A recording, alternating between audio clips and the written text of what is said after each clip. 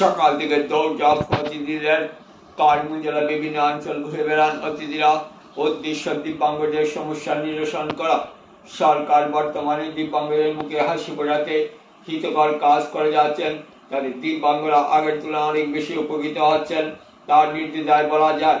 তাই সরকারের প্রতিনিধি হয়ে করিমগঞ্জ জেলায় এসে অতিথিরা দিব্যাঙ্গদের সঙ্গে মত বিনিময় করেন, পাশাপাশি প্রয়োজন সাপেক্ষ সামগ্রীও তুলে দেন যাতে দিব্যাঙ্গরা সমস্যা থেকে খানিকটা মুক্তি পায়।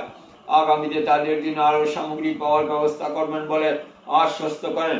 অনেক দিব্যাঙ্গ রাজ্যের মুখ্যমন্ত্রী সহ সরকারের প্রতিনিধিদের কৃতজ্ঞতা জ্ঞাপন করেন।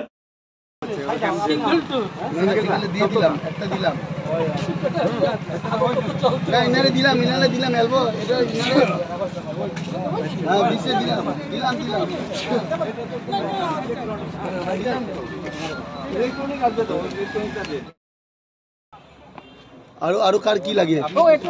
100%